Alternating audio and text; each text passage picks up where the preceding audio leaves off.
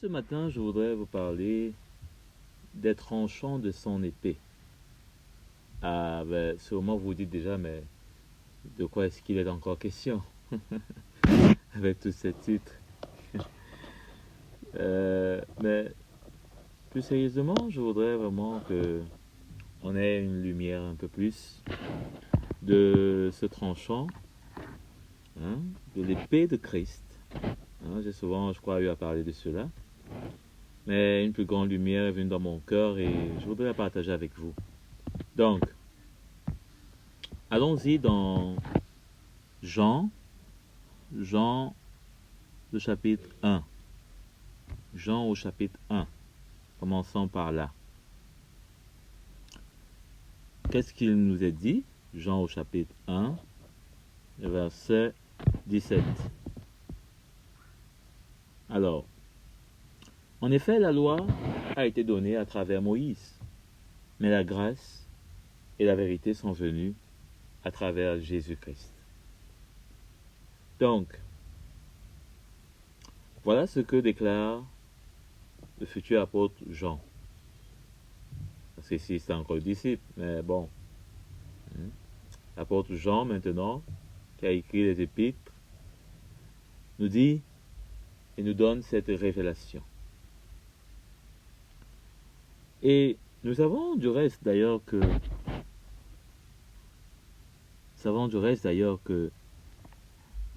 dans Hébreu, allons-y dans Hébreu facilement, rapidement, directement, pour voir la perspective, ou alors pourrais-je dire le même parallèle. Retenons bien que Christ est venu avec la grâce et la vérité. On dit que Moïse il est venu avec seulement la loi. Donc dans Hébreu, vous connaissez sûrement 4, verset 12, il nous est dit, un verset célèbre, en effet, la parole de Dieu est vivante et efficace, plus tranchante que toute épée à deux tranchants, pénétrante jusqu'à séparer âme et esprit, jointure et moelle. Elle juge les sentiments et les pensées du cœur. Aucune créature n'est cachée devant lui. Tout est nu et découvert aux yeux de celui que nous devons rendre compte. Nous devons lui rendre compte. Parce que nous sommes ces créatures, nous devons lui rendre compte. C'est comme un fabricant de voitures. Après d'avoir fabriqué ses voitures, il les a vendues, il a un compte. Donc, on doit rendre compte. Et donc, nous voyons ici qu'il y a une épée qui est la parole de Dieu. Mais en même temps, nous savons que Christ est la parole de Dieu faite chair. Hein? Donc, au final, cette parole, c'est l'épée. Et cette parole est à double tranchant. Et n'oublions pas que Christ est venu, on l'a lu, avec la grâce et la vérité. Il est venu avec. Donc c'est quelque chose qu'il a apporté. Ce que j'ai souvent appelé l'épée de Christ. Hein? Et cette épée de Christ, donc, finalement, est à double tranchant. Et donc, finalement, excusez le mot, mais c'est juste pour que vous puissiez bien voir les liaisons. Hein? Les liaisons, plutôt, pas les lésions, mais les liaisons. Avec, n'est-ce pas, le fait que cette épée a d'un côté le tranchant de la grâce et de l'autre le tranchant de la vérité. Vous comprenez jusqu'ici, du moins. Et donc, parlons des tranchants de son épée. Le premier tranchant nous parle de la grâce et de la vérité. Pourquoi est-ce que maintenant je dis que c'est le premier tranchant? Et pourtant, j'ai bien dit que cette épée à double tranchant est, n'est-ce pas, la grâce et la vérité. Et maintenant, je dis que l'un de ces tranchants à lui seul représente la grâce et la vérité.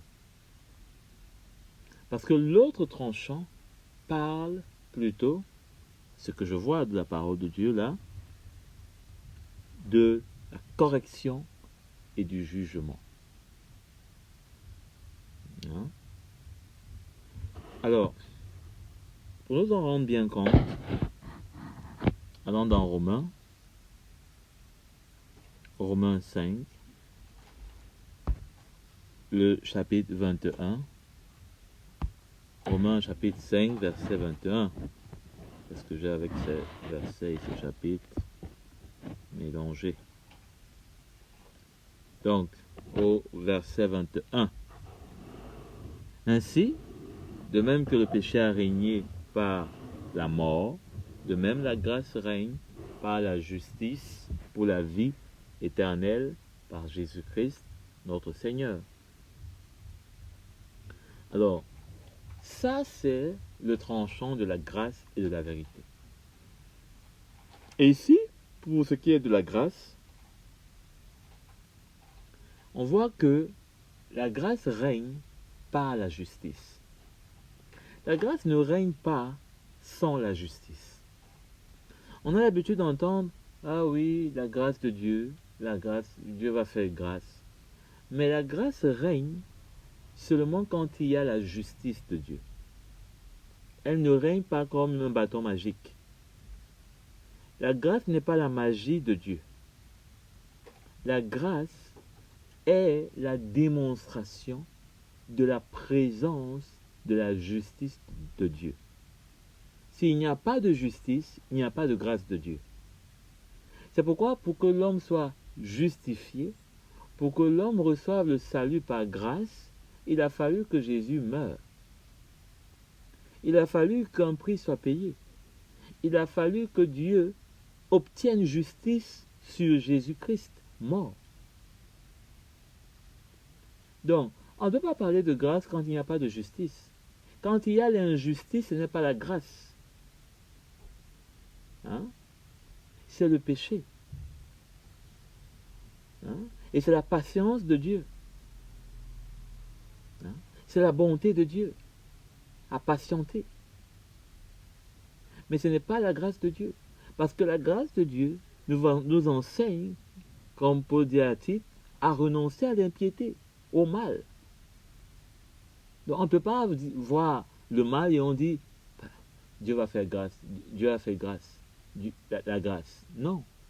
La grâce règne sur la base de la justice. Et c'est ce que Christ est venu nous montrer. Il faut donc que si on veut marcher dans la grâce, si on veut avoir affaire au tranchant de la grâce et de la vérité, et en l'occurrence ici le point, l'accent est mis sur la grâce d'abord, il faut que la justice règne. S'il n'y a pas de justice, il n'y a pas de grâce qui y règne. Il n'y a pas de justice qui règne. Il n'y a pas de grâce qui règne. Parce que la grâce, une fois encore, règne par rapport à la justice. Donc, ça, c'est le tranchant de la grâce et de la vérité. La grâce règne par la justice. La justice, c'est quoi? La justice, c'est ce qui est juste. Qu'est-ce qui est juste? Jésus nous a appris. Si ton ennemi te fait du mal, pardonne. Si ton ennemi te fait du mal, donne-lui à manger. S'il te calomnie, s'il te persécute, bénis-le. C'est simple. C'est simple. Et la grâce repose sur toi parce que tu seras dans sa paix. Tu ne seras pas dans la... Il n'y aura pas de lutte dans ton cœur. En plus de ça, puisque tu as pardonné, tu ne seras pas meurtrier, puisque déjà de haïr, c'est un meurtrier. c'est meurtrier devant Dieu. Jésus nous a dit cela. Vous savez, les paroles de Jésus étaient les plus simples, mais les plus profondes. Hein? Donc, tu auras la grâce de ne pas être meurtrier devant Dieu, mais plutôt, pratiquement, être le sauveur de cet homme. Puisque tu lui auras pardonné ses péchés. Tu lui auras pardonné ses péchés. Et tu lui auras ouvert par là la porte des brebis, pour que lui aussi donne sa vie au souverain berger, afin qu'il devienne une brebis dans la maison de Dieu. Et vous savez que la Bible nous dit que celui qui fait, celui qui amène à la repentance une âme et qui la convertit, eh bien il voit un grand nombre de ses fautes pardonnées. Ça ne veut pas dire que Jésus ne nous a pas pardonné, mais ça veut simplement montrer par là. La Bible simplement nous montre par là que nous aussi, nous serons pardonnés. Et c'est pourquoi Jésus nous l'a enseigné. Pardonne-nous nos offenses comme nous pardonnons à ceux qui nous offensent.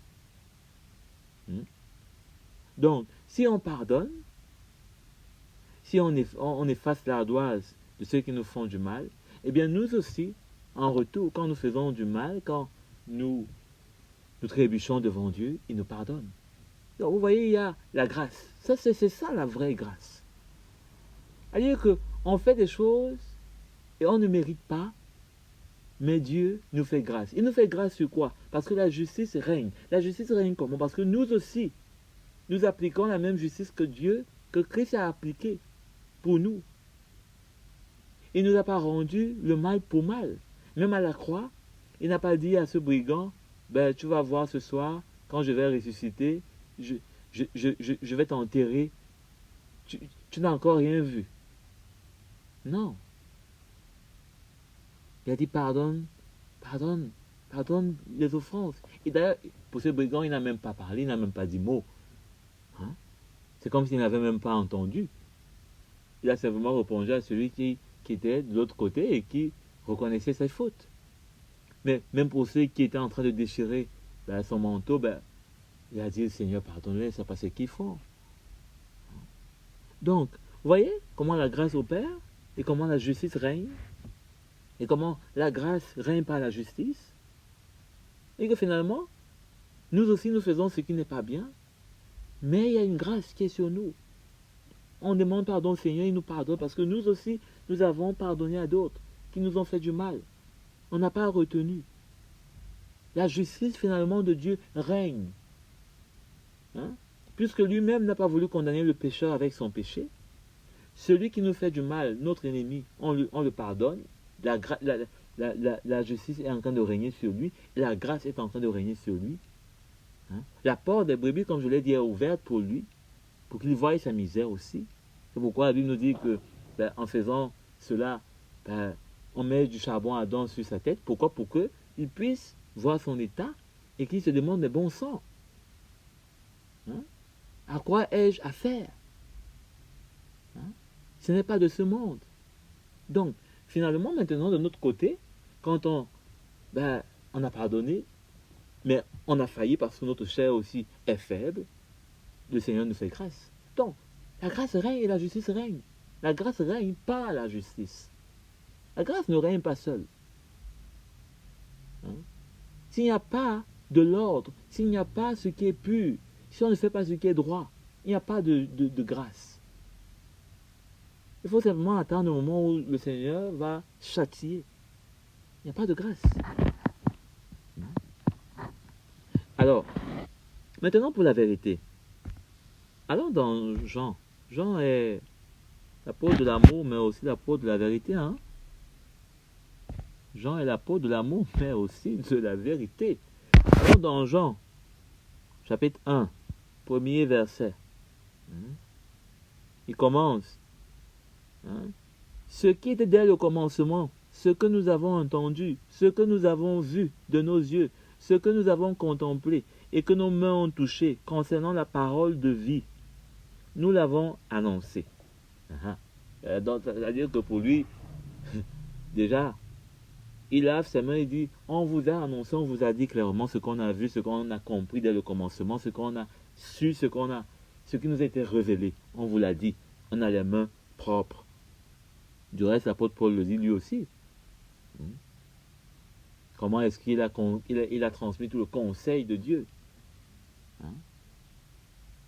Donc, la vie, en effet, s'est manifestée. Nous l'avons vue. Nous en sommes témoins. Et nous vous l'avons annoncé. Une fois encore, la vie, c'est-à-dire Christ, il est venu.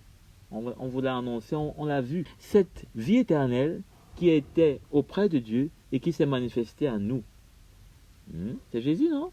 Ce que nous avons vu et entendu, nous vous l'annonçons. Afin que vous aussi, cette vie-là, vous soyez en communion avec nous. Dans cette vie. Or, c'est avec le Père et avec son Fils, Jésus-Christ, que nous sommes en communion. Nous ne sommes pas en communion dans la chair. L'Église n'est pas une communion dans la chair des gens qui, ils ont accepté quelqu'un, ils connaissent le nom d'un quelqu'un. Non.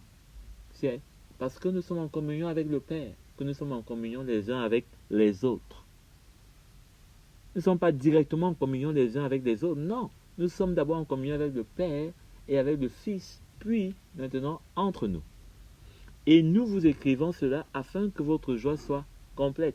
C'est-à-dire que vous puissiez véritablement grandir, saisir, vous réjouir, rendre grâce de cette œuvre.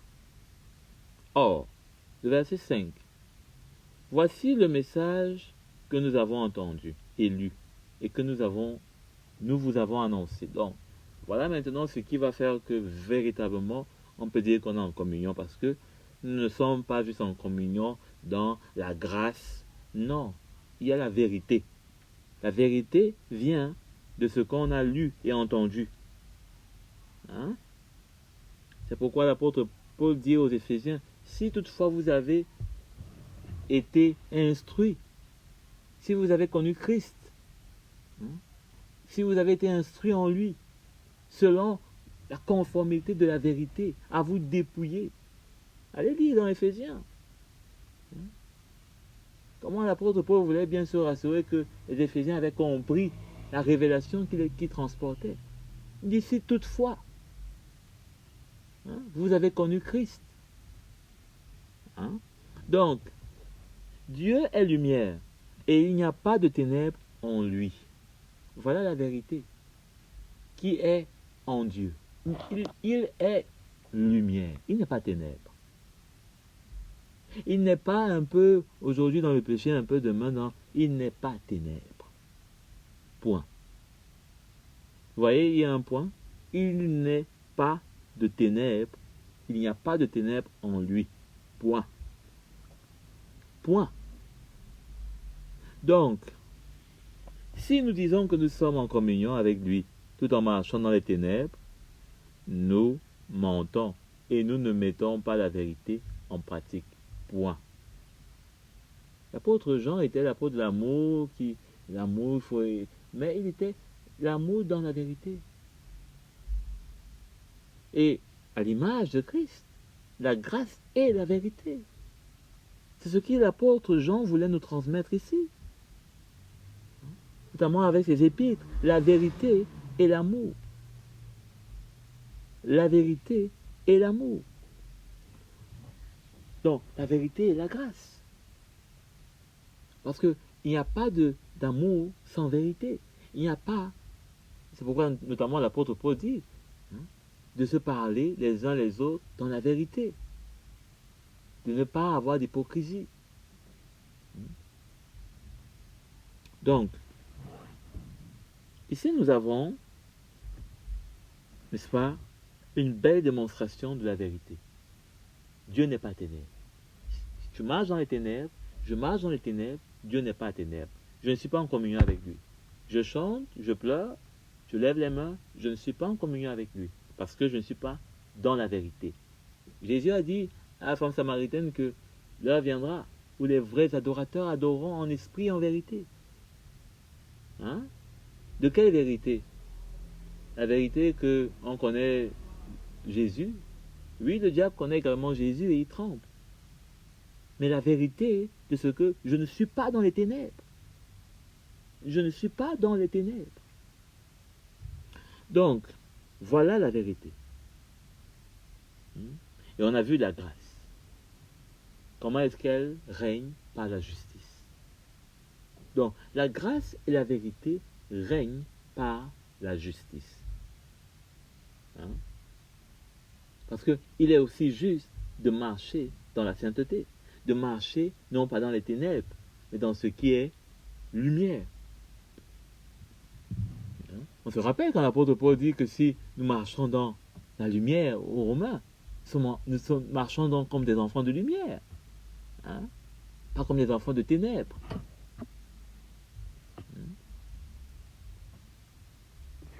Nous ne pouvons pas user de la grâce en vain. Nous ne pouvons pas user de la grâce pour faire ce que nous voulons. Donc, voilà pour ce qui concerne le tranchant de la grâce et de la vérité. Alors, dans Ézéchiel, nous en rendons compte un peu bien plus. Un peu bien plus dans Ézéchiel au chapitre 18, le verset 21. Nous voyons, si le méchant renonce à tous les péchés qu'il a commis, s'il respecte toutes mes prescriptions et applique le droit et la justice, il vivra. Il ne mourra pas. Toutes les transgressions qu'il a commises seront oubliées. Il vivra grâce à la justice qu'il a pratiquée. Est-ce que je prends plaisir à voir le méchant mourir? Déclare le Seigneur. L'Éternel, n'est-ce pas plutôt à le voir changer de conduite et vivre? Hein? Donc, plutôt, si le juste renonce à sa justice et se met à commettre l'injustice, s'il imite toutes les pratiques abominables du méchant, vivra-t-il? Tous ses actes de justice seront oubliés parce qu'il s'est livré à l'infidélité et au péché. À cause de cela, il mourra. Donc, il y a un renversement. La seule chose qui concerne Dieu, c'est la justice. Si tu marches selon la justice, tu vivras. Quoi que tu aies fait par le passé, tu vivras.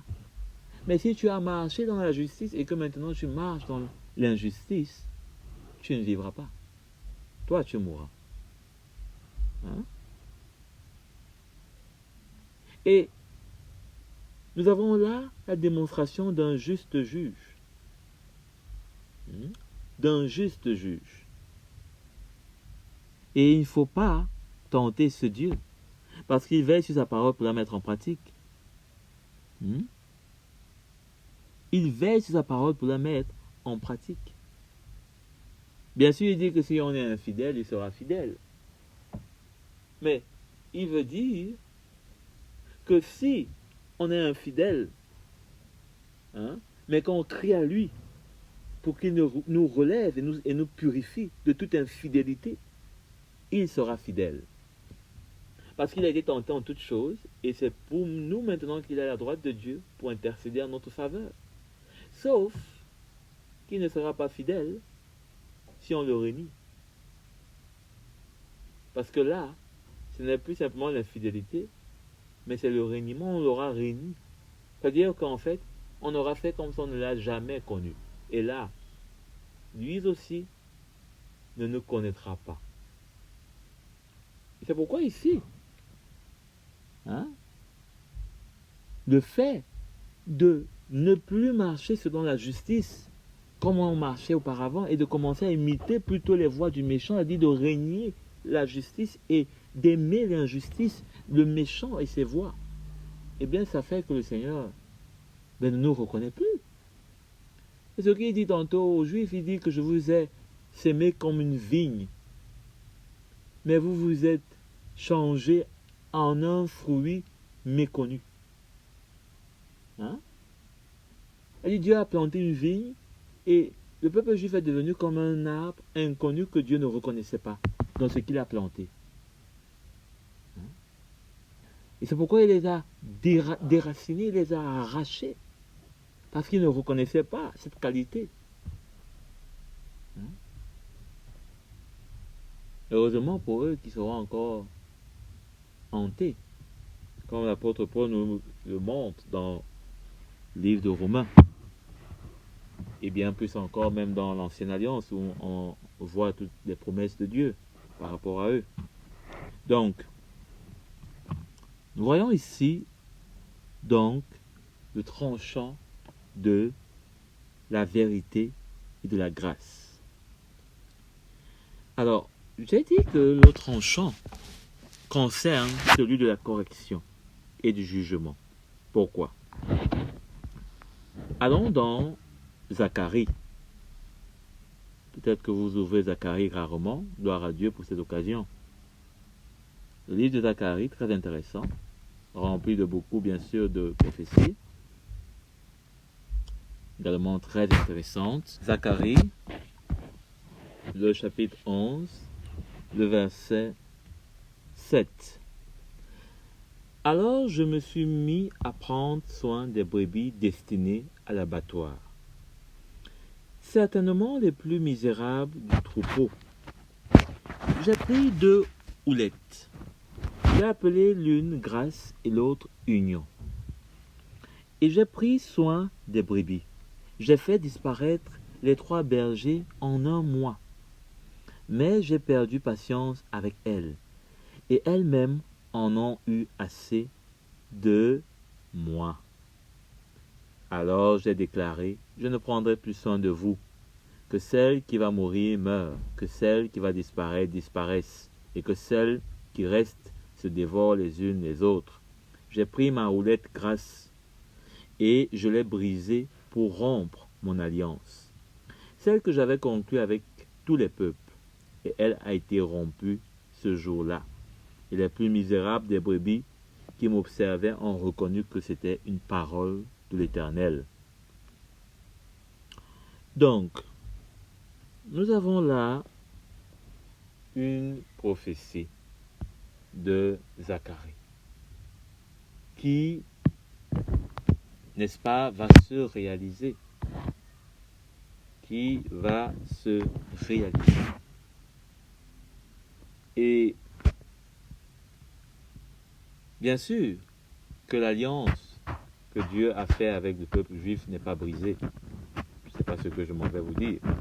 Non, non, non. Elle demeure. Cependant, nous notons que Dieu a brisé la houlette de grâce qu'il a fait avec tous les peuples. C'est ça qui doit nous mettre, disons, la puce à l'oreille.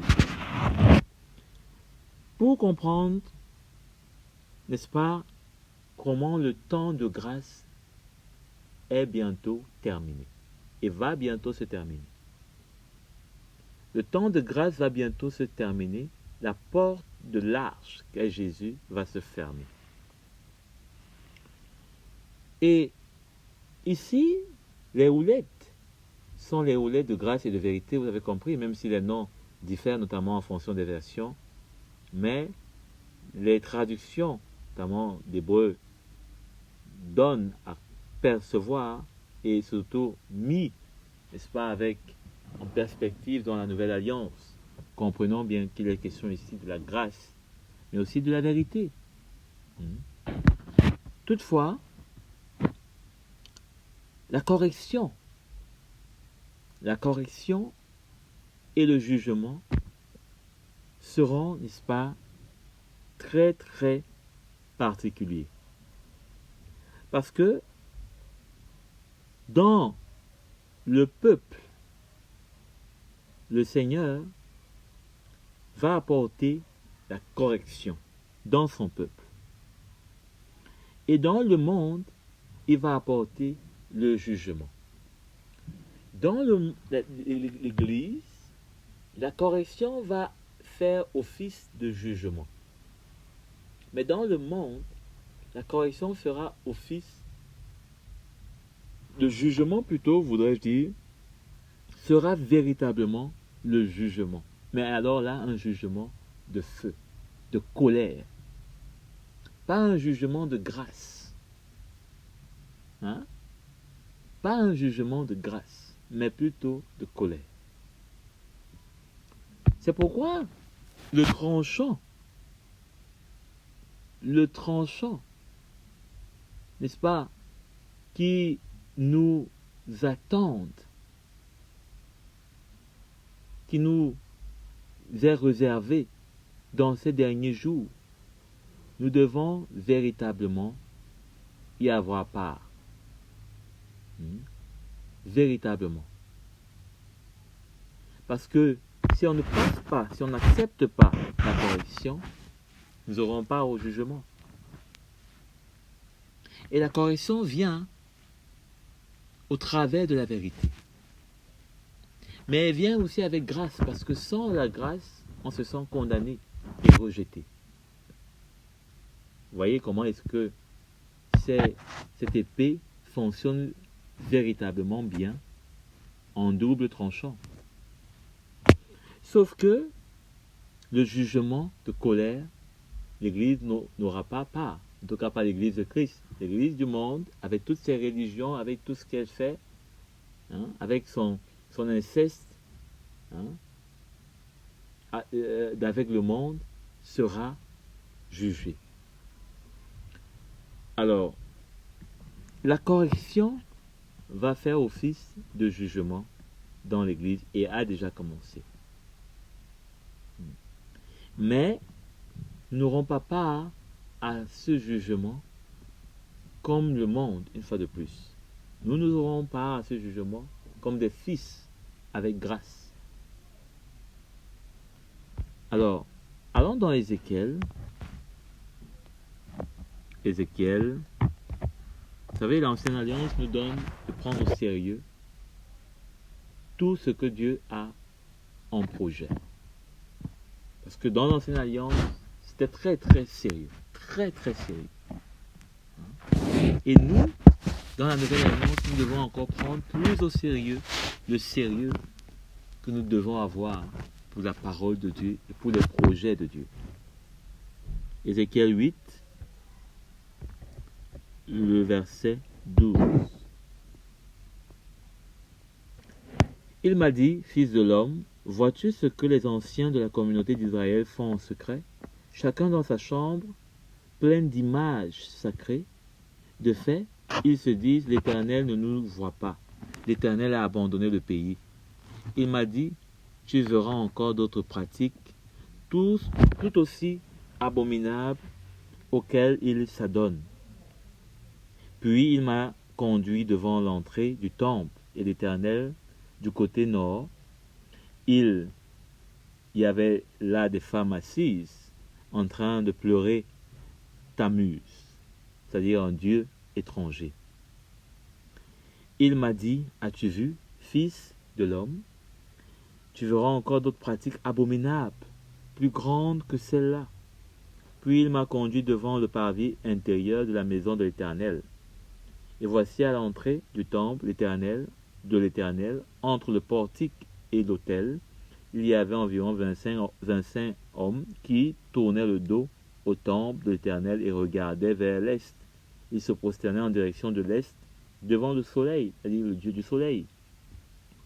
Il m'a dit, as-tu vu, fils de l'homme, n'est-ce pas suffisant pour la communauté de Juda de s'adonner aux pratiques abominables auxquelles elle s'est livrée ici? Faut-il encore qu'il remplisse le pays de violence et ne cesse pas de m'irriter, à dire de ne pas faire droit à la veuve, à l'orphelin, à l'étranger? En plus de ça, ils font des abominations dans le temple de Dieu. Les voici qui approchent le rameau de leur nez. C'est-à-dire ils faisaient un culte avec des rameaux qu'ils approchaient de leur nez.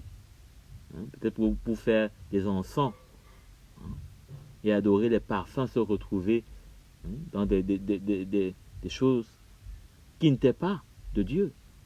Moi aussi j'agirai avec fureur, mon regard sera sans pitié et je n'aurai aucune compassion. Quand ils crieront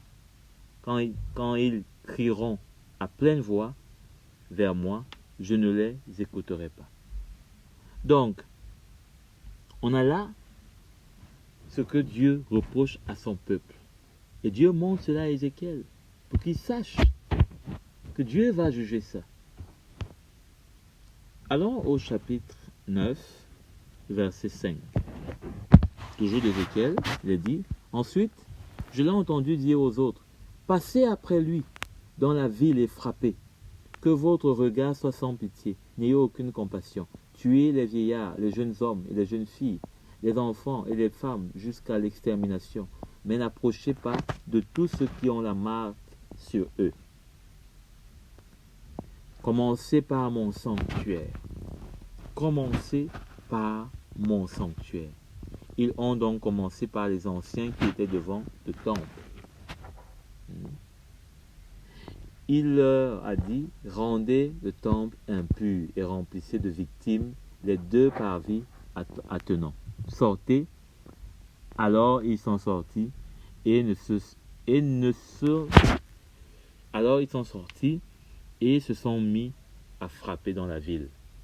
Donc Dieu avait envoyé une nation pour, n'est-ce pas, exterminer, pour traiter ce peuple à la manière de Dieu.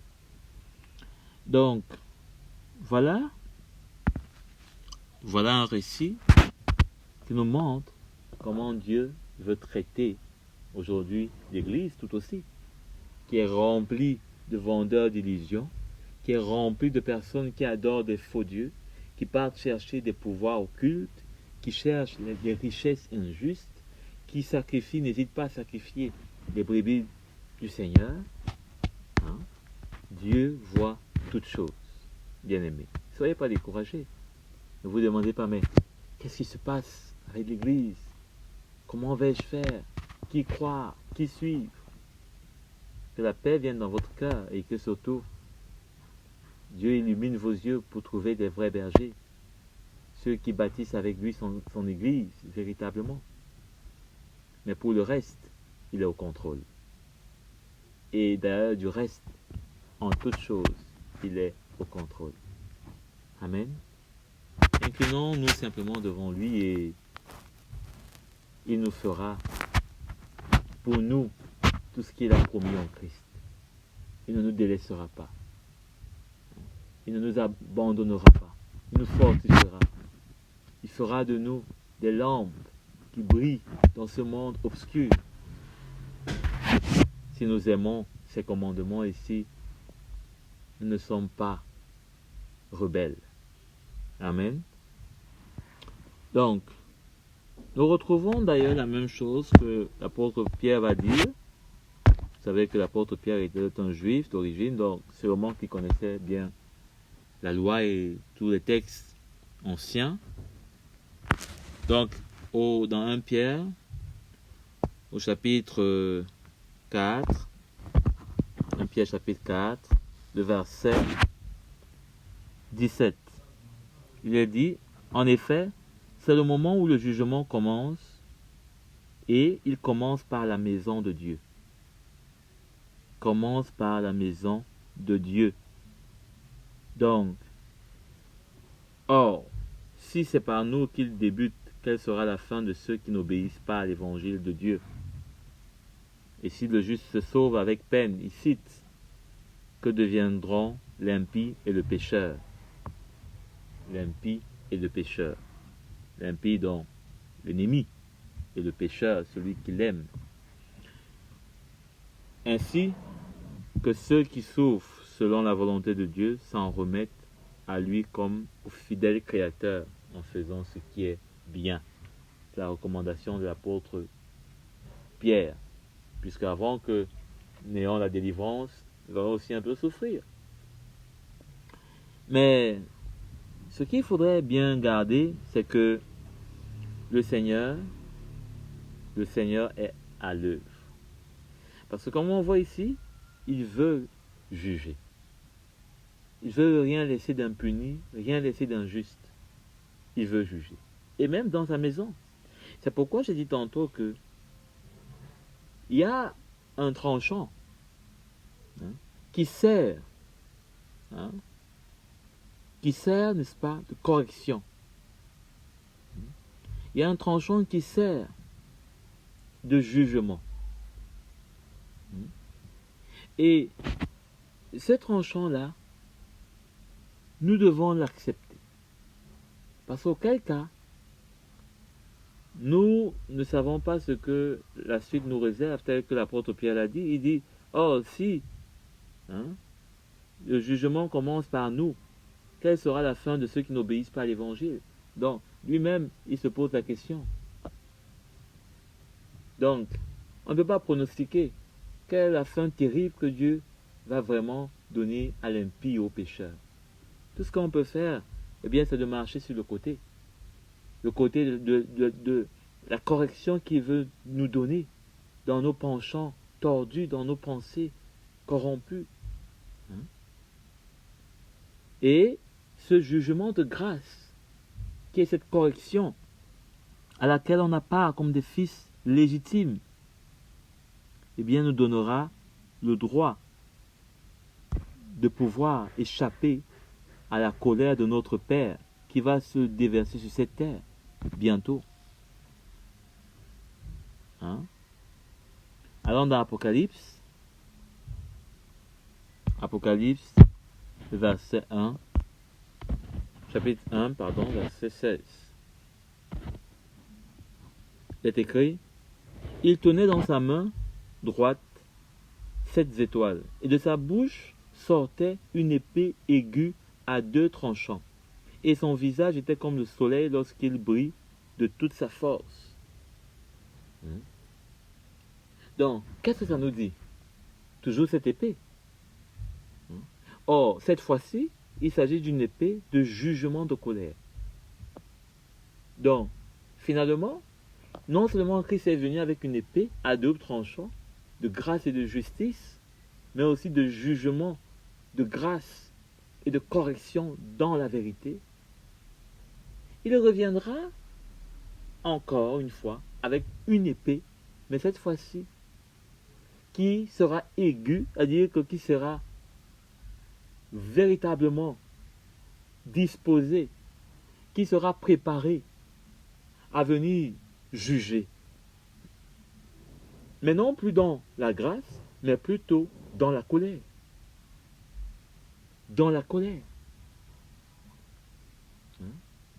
Dans le feu. C'est pourquoi il va briser la houlette, comme on a lu.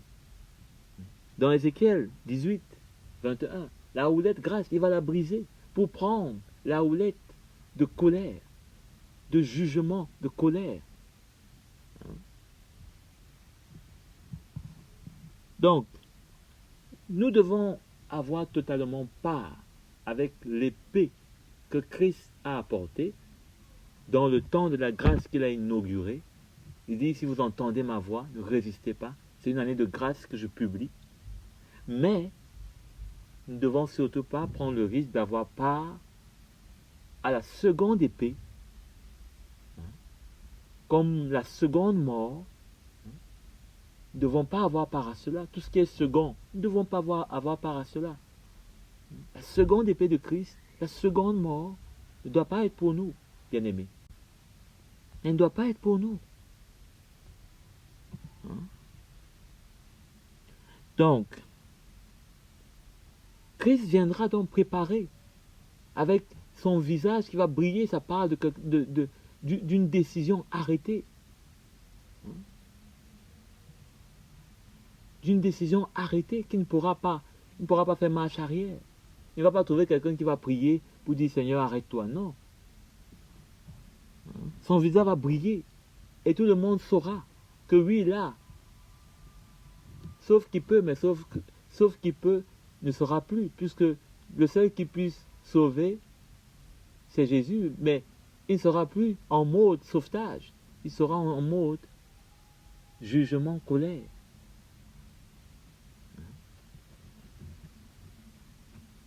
Donc, il sera en mode rétributeur pour donner à chacun selon son salaire. Alors, ouvrez dans Ésaïe au chapitre 49, le verset 2. Il a rendu ma bouche pareille à une épée tranchante. Il a rendu ma bouche pareille à une épée tranchante. Tout ceci, c'était des images, des prophéties que Dieu allait accomplir et que Christ a accompli et qu'il va davantage manifester. Cette épée que l'on a lue dans l'Apocalypse qui va sortir de sa bouche sera comme cette épée dont Ésaïe dit. D'ailleurs, il le dit de la part de Christ. Ça parle de ce que Christ va accomplir par rapport aux nations. Il a apporté une épée pour leur parler dans la vérité, dans la grâce. Mais pour ceux qui seront rebelles et obstinés, eh bien, il va ramener une autre épée, eh bien, pour leur parler dans la rétribution. Il a fait de moi une flèche aiguë. Vous voyez? Ça revient. Une épée aiguë, une flèche aiguë. Il m'a caché dans son carquois. C'est-à-dire qu'il m'a mis, il m'a disposé en attendant que le temps vienne pour que je sois pris et que je sois lancé en direction des nations rebelles, des hommes rebelles. Il m'a caché. Le Seigneur s'est caché pour le moment. Il est caché dans le carquois de Dieu.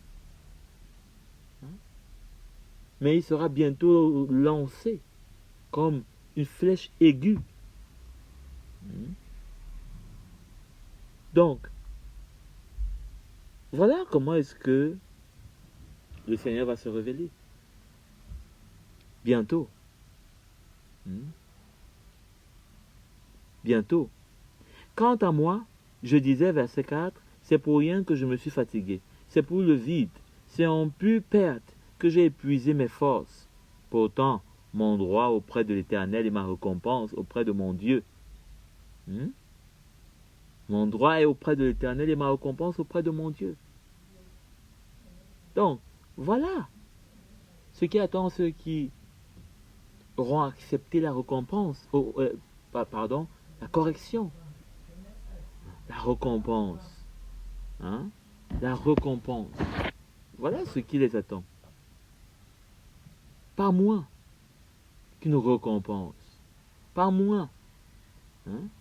Les droits que nous cherchons sur cette terre. Nous aurons droit à tous les droits dans le ciel. Parce que nous sommes ses bien-aimés. Il ne nous appellera plus ses esclaves ou ses serviteurs. Il nous appellera bien-aimés, amis, gens de ma maison, frères. Alors, nous savons également que dans Psaume, nous savons que David est présenté en quelque sorte comme un prophète. Psaume 2, verset 6. Puis il leur parle dans sa colère. Il les épouvante dans sa fureur. C'est moi qui ai établi mon roi sur Sion, ma montagne sainte. Je veux proclamer le décret de l'Éternel. Il m'a dit, tu es mon fils, je t'ai engendré aujourd'hui. Demande-le-moi et je te donnerai les nations en héritage. Les extrémités de la terre en possession. Tu les briseras avec un sceptre de fer. Tu les briseras avec le vase d'un potier. Vous voyez, tout cela nous parle de comment est-ce qu'il y a une œuvre que Dieu va faire dans les derniers temps. Il va juger les nations. Il va les briser avec cette épée aiguë, ce sceptre de fer. Il ne va plus prendre la verge. Vous savez, pour nous, Dieu va prendre la verge. La verge, c'est un peu plus, c'est un peu moins dur. Mais le sceptre de fer, l'épée aiguë, ça parle d'une autre chose, mes bien-aimés. C'est pourquoi, comme l'apôtre Pierre, on ne sait pas. Si nous, on se sauve avec la verge, on ne sait pas ce que le sceptre de fer va nous donner. Vaut mieux pas chercher à savoir. Il faut tout savoir sur la verge. la recevoir, l'accepter. Mais vaut mieux pas chercher à savoir pour le sceptre de fer. Hein? Vaut mieux pas. Vous savez, même dans l'Ancienne Alliance, avec le peuple juif, à un moment donné, quand ils étaient en esclavage, hein, il y a certains qui ont osé, hein, dire que non, il n'y aura pas, il y aura plus d'esclavage. Hein. Chez Maïcha s'est levé le faux prophète. Il a commencé à raconter des faussetés que Dieu n'avait pas dit. Et là, il s'est retrouvé en face du vrai prophète. Du vrai prophète de Dieu. Il a été remis à sa place. Mais Dieu avait, n'est-ce pas, remplacé le joug. Et au lieu du joug de bois, ils se sont retrouvés avec le joug de fer. Ils se sont retrouvés avec le joug de fer. Le fer parle toujours de quelque chose qui est plus difficile. Plus difficile. Il n'y a que le feu qui peut, hein, rivaliser. Parce que c'est le feu qui permet de tordre le fer. Donc, si le feu et le fer sont alliés, le sceptre de fer est allié avec le feu, bien aimé, la destruction s'annonce terrible. Hein? Donc, allons aussi voir quelque peu dans Jérémie, le chapitre 25, le verset 15. Pour terminer, oui, voici ce que m'a dit l'Éternel, le Dieu d'Israël. Prends dans ma main cette coupe remplie de vin de ma colère, et donne-la à boire à toutes les nations vers lesquelles je vais t'envoyer. Elles boiront, elles tituberont, et elles perdront la tête devant l'épée que j'envoie vers elles. Vous voyez ça? Vous voyez? Je ne vais pas vous lire la suite, vous pouvez la lire vous-même, mais vraiment, on a quelque chose qui vient en face, et on ne réalise même pas. On est là, on se marie, on danse, on marie nos enfants, hein, comme au temps de Noé, on fait la fête, hein, on fait nos anniversaires, ben, on va le dimanche, on rentre, ben, on fait comme ça on a compris, on reprend le cours. C'est terrible ce qui nous attend. Il vaut mieux de commencer à prendre le sac de la cendre et de se mettre dans la poussière pour crier à Dieu sur nos genoux. Bien-aimé, parce que le juste va se sauver, même lui, avec peine.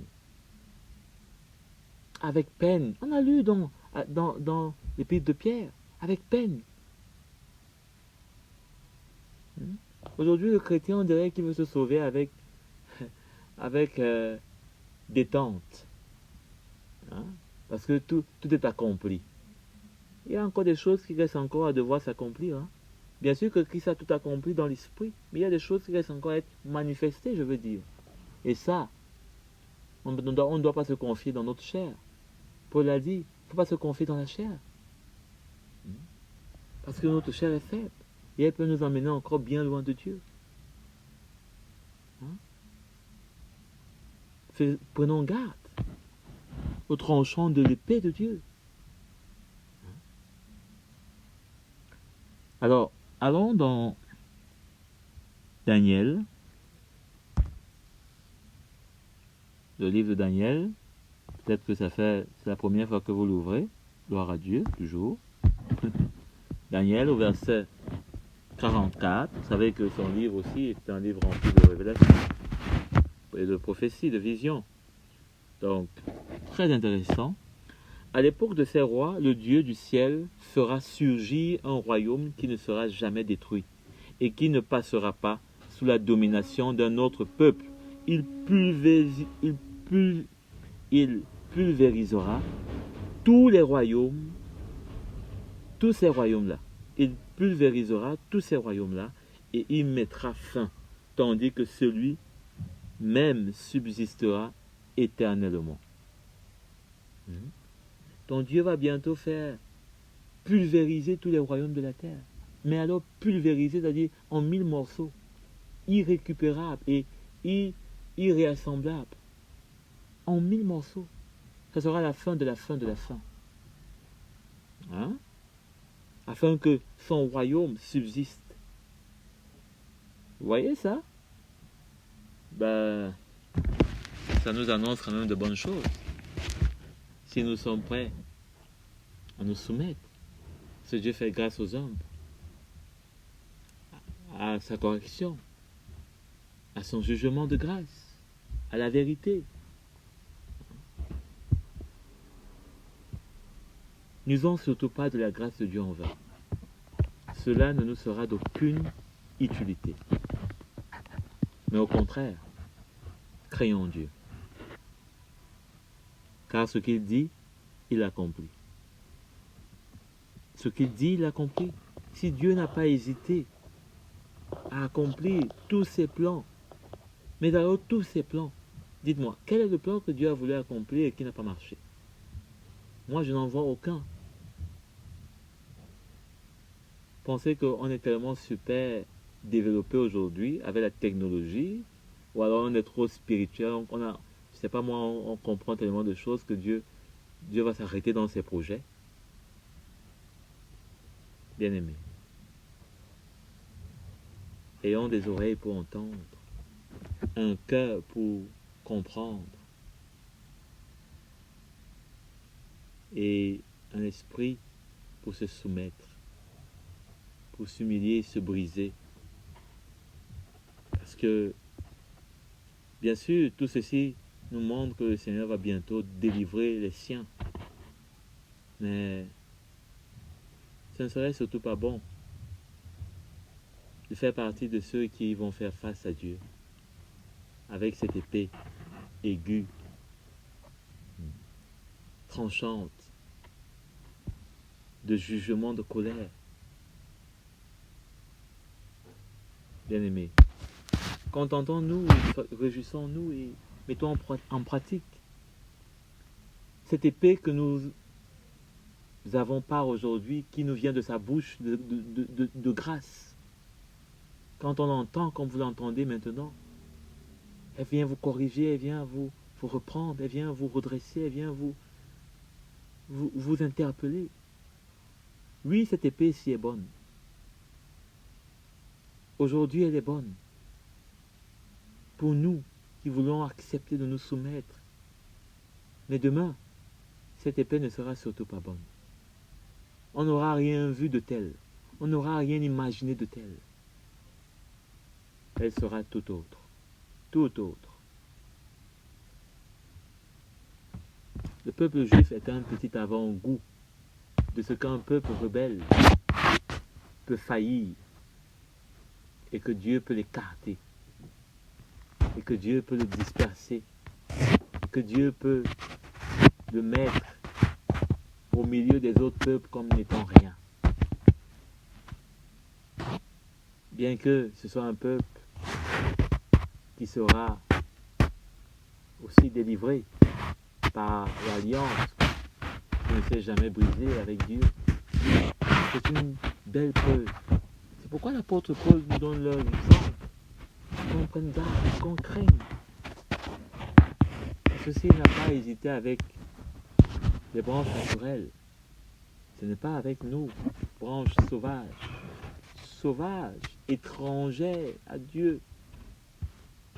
On n'avait aucune alliance avec Dieu.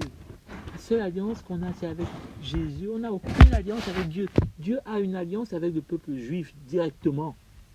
Bien sûr, au travers d'Abraham, par la foi. Mais il y a une alliance même. Nous, on n'a aucune alliance. Nous qui ne sommes pas juifs.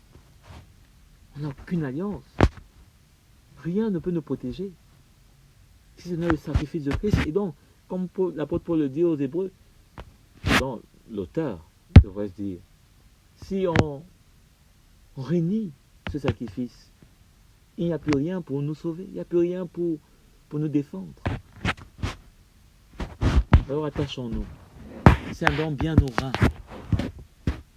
Soyons sérieux. Je le dis à vous, mais à moi-même également, parce que parfois on réalise bien qu'on manque de sérieux. On manque de sérieux. Dans la maison de Dieu, on manque de sérieux. Avec ce qui est dans le monde, on joue, on flotte, on fait comme si c'était pas si grave. Et pourtant, le Seigneur rougit de colère de voir ses enfants ne pas donner respect de sa parole, comme si on le mettait à l'épreuve, comme si on voulait le tenter, comme si on voulait le voir s'il serait capable de réaliser toute sa parole. Oh que Dieu est capable. Oh que Dieu est capable. Aucune, il a dit, aucune de ses paroles ne restera sans s'accomplir. Aucune. Et Christ a bien démontré, il a tout accompli. Tout accompli. Toutes les fêtes, tous les sacrifices de l'Ancien Alliance, il a tout accompli. Il suffit seulement d'avoir la révélation, vous voyez tout accompli, tout. Et si le Fils l'a fait, cela ne pourrait absolument pas dépasser le Père d'accomplir également tout ce qui le concerne, toute la parole, toute sa parole. Il y va de sa grandeur, il y va de son trône qui est établi sur la justice, il y va de ce qu'il est un Dieu qui rend à chacun selon ses œuvres. Il ne fera pas moins, il ne fera pas plus.